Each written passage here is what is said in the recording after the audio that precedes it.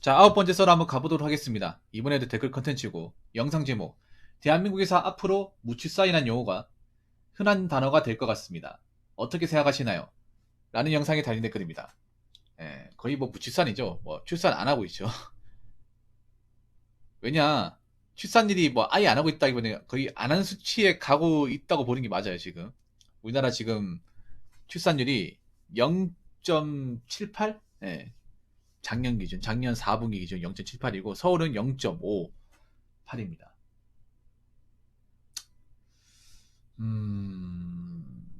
답이 없는 것 같아요. 아무리 생각해봐도. 이게 우리나라 안에서는 확실하게 뭔가 해결할 수 없는 문제 같습니다. 그래서 저는 뭐 해봤자 답도 없는 거 괜히 저출산 대책으로 뭐 돈 안 썼으면 좋겠어요. 세금 낭비 안 했으면 좋겠습니다. 어차피 안 되는 것 같은데 내가 봤을 때는. 국내 어떤 인구만으로, 국내 한국 남자, 한국 여자만으로 이 저출산 문제를 해결할 수 있을 거라 생각하지 않습니다. 일단 우리나라가 저출산 문제가 심각하다는 건 여러분 다 인지하고 있습니다. 근데 마땅히 해결할 방법이 보이지 않습니다.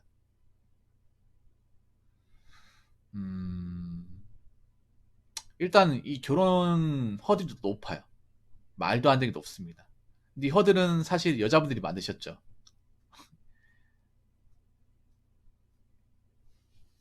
좀 만드셨는데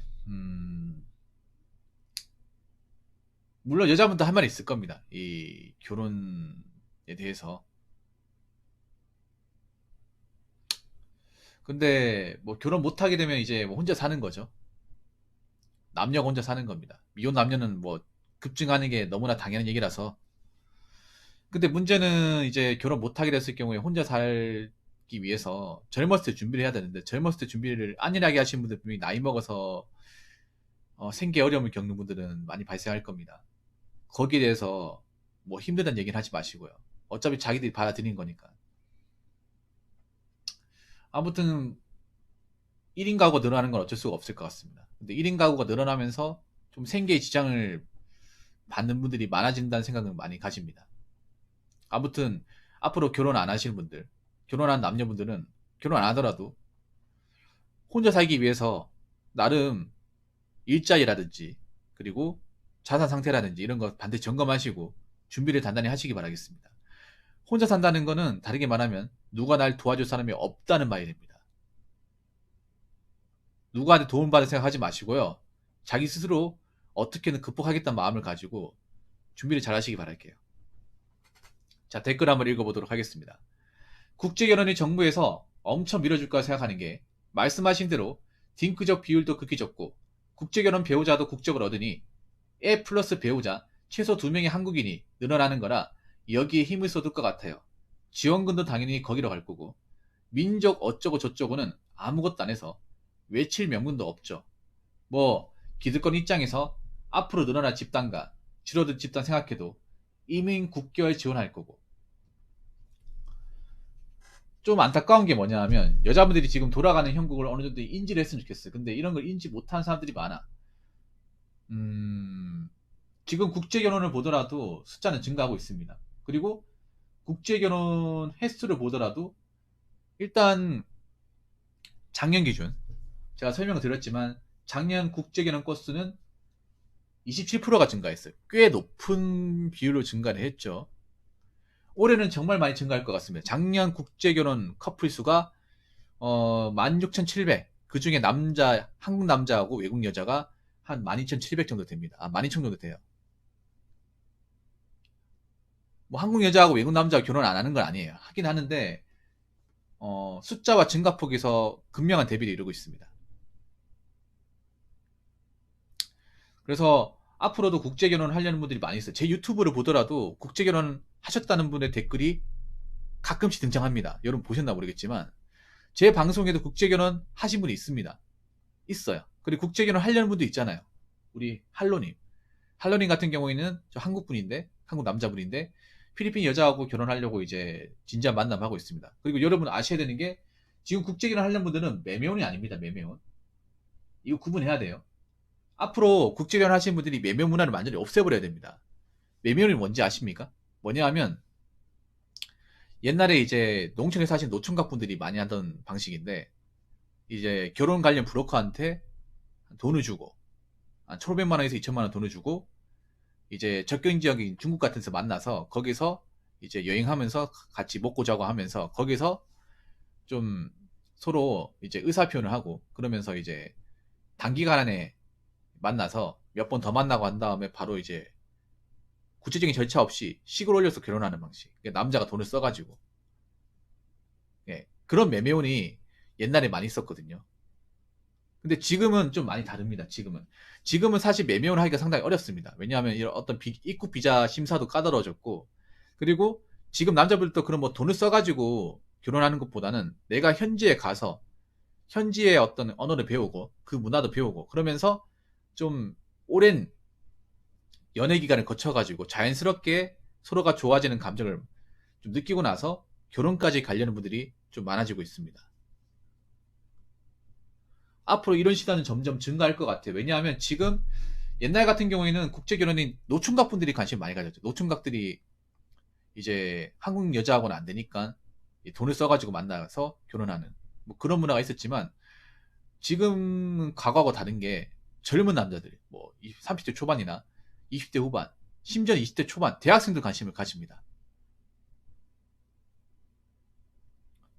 그런 식으로 나이가 점점 어려지고 있고 관심을 가진 이도 증가하고 있고, 실제로 해외로 가서 만남을 가지는 횟수도 증가하고 있습니다. 여자분들이 생각하는 이상으로 한국 남자들이 국제결혼에 관심이 많아요. 참 웃기지 않습니까? 아니 바로 앞에 한국 여자 만나면 되잖아. 근데 왜 한국 여자를 놔두고 왜 먼 외국까지 가가지고 얘는 하려고 할까? 한국 여자분들 이거 이상하게 생각하지 않습니까? 아니 왜 우리 만나면 되지? 왜 말도 안 통하는 그 나라까지 가가지고 언어 배우고 그 고생을 하는 거지? 그 여러분들 때문에, 본인들 때문에, 본인들 때문에, 너 때문에 너.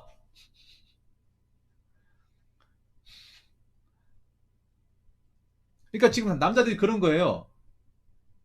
가까이 있는 사람 안 만나고 멀리까지 가가지고 고생을 하더라도 좀 수고를 겪더라도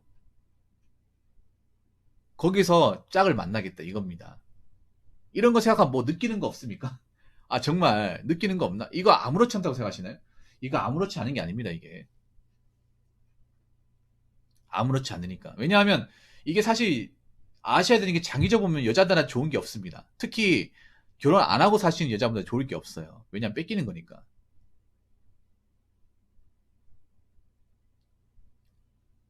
앞으로도 나라에서 국제결혼을 많이 장려할 겁니다. 많이 장려할 거예요.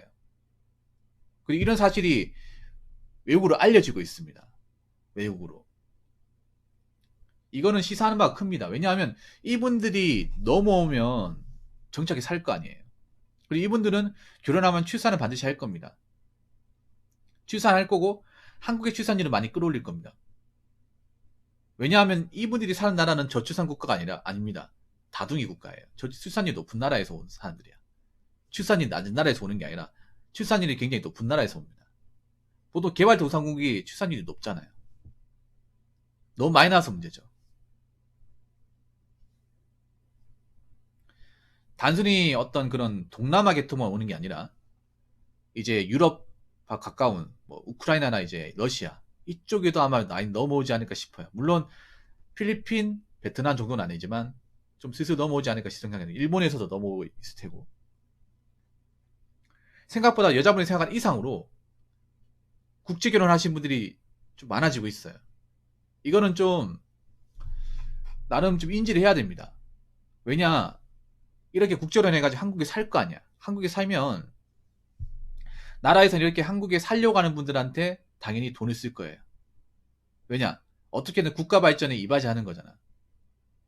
일단 한국이 인구를 늘리고 한국이 이세를 낳잖아요. 그것만으로도 국가 이바지하는 거예요. 누가 보더라도. 그러면 당연히 지원이 한국 여자분들, 미혼 여자한테 하는 지원이 이분들한테 갈 수밖에 없어요. 명분이 있잖아요, 여러분. 명분이.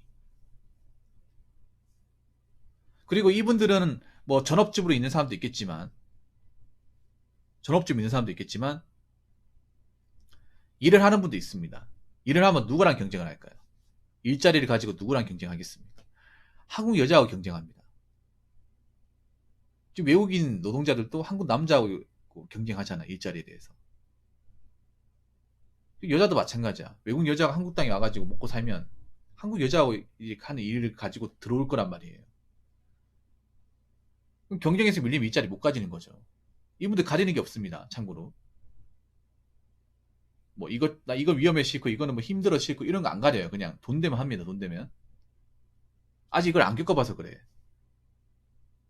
이제 커플 수가 많아지면 앞으로 한국에서 어떻게든 뭐 일자리 가지고 살려고 하는 사람도 있겠죠. 그리고 하나 더 얘기하자면 이분들은 한국 여자분들하고 좀 다른 게 이분들도 뭔가 바라는 게 있지만 일단 개인적으로 봤을 때는 이분들은 한국 여자만큼 그렇게 많이 바라지는 않습니다. 예. 그렇기 때문에 생활하면서도 이제 한국 사람들이 결혼하는 것보다는 생활비가 더 많이 적게 들겠죠. 물론 이 부분도 분명히 살아보면 문제가 생길 겁니다. 그렇게 되면 이분들이 파워가 세지면 당연히 이분들도 목소리 외칠 거예요. 이분들도 선거를 하고 투표권을 가질 겁니다. 국적을 따내면. 그냥 국적을 따낸다는 끝나는 게 아니라 어떤 선거에 투표를 할 수 있다는 거예요. 자기 힘을 낼 수 있다는 거죠. 의견을 낼 수 있다는 겁니다.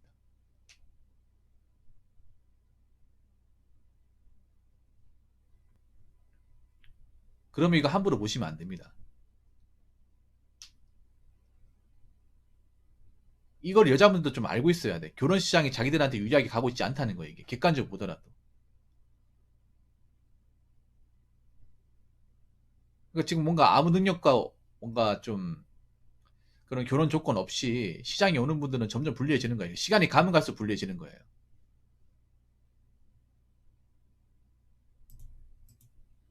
그래서 이 심각성을 아셔야 돼.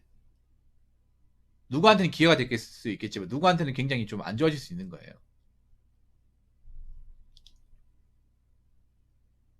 지금 우리나라가 출산율이 엄청 낮단 말이에요. 나라에서 이거 인지하고 있고. 이미 국가 차원에서 나라에 돈을 써도 해결할 수 있기는커녕 출산율만 낮아지기 때문에 이건 답 없다는 거 압니다. 제가 봤을 때는 나라에서 아무리 뭔가 머리 굴려도 지금 대한민국 출산율을 극적으로 끌어올리기 힘들어요. 죄송하지만 여자분들의 마인드가 바뀌기 전까지 코트에 높은 마인드가 바뀌기 전까지는 안 바뀝니다. 안 바뀌니까 답 없다는 거 아는 거야. 그래서 외국에 결혼하는 사람들을 많이 지원할 거야. 육성도 많이 하고.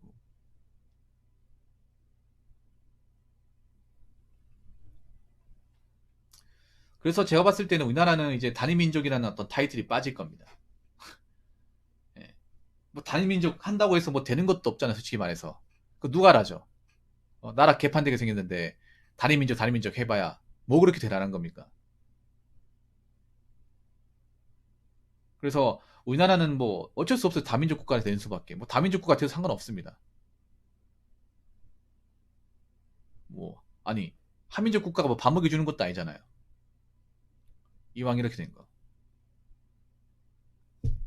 그래서 지금 이렇게 돌아가고 있다는 사실을 아셔야 돼요. 자꾸 희망 이런만 돌릴 게 아니라. 지금 뭐 국제결혼 판도나 지금 나라의 움직임도 그렇습니다. 앞으로 국제결혼하는 횟수는 점점 증가할 거예요. 물론 국제결혼도 문제가 있습니다. 국제결혼도 나중에 문제가 터질 거예요. 문제가 터진다 하더라도 지금 국제결혼의 어떤 증가 횟수를 막지는 못할 겁니다. 국제결혼 관련해서 뭐 이제 결혼 생활 문제가 터져도 지금 늘어난 현상을 어떻게 제어하지 못해요. 예. 제가 봤을 때는 단적으로 막을 수가 없는 상태입니다. 아마 올해 지나고 나서 통계로 국제결혼 횟수나 어떤 그런 증가 속도를 보면 아마 놀랄 거예요, 아마. 이제 뭐 코로나 같은 장애물도 없습니다. 그 전까지 장애물이 있었으면 올해는 없잖아요. 올해는 코로나가 없는 첫 번째 해니까 아마 올해 지나고 나서 이 국제 결혼 증가의 추이를 보면 아마 놀랍지 않을까 생각합니다. 그래서 한국에 계신 여자분들도 마음을 달리 먹어야 돼요. 정말 달리 먹어야 됩니다. 과거와 똑같은 마인드로 결혼시장에 진출하면 이건 정말 답이 없어요. 답이 없고 이분들이 자꾸 넘어오면서 한국에 정착하기 위해서 자신들이 일하고 있는 삶의 터전에 자꾸 들어올 거예요. 이 부분 분명히 생각하시기 바라겠습니다. 안일하게 있다가는 정말 아무것도 못할 수 있어요. 이거 정말 걱정돼서 얘기하는 거예요. 무슨 말인지 아시겠죠? 자, 이상으로 9번째 썰 마치도록 하겠습니다.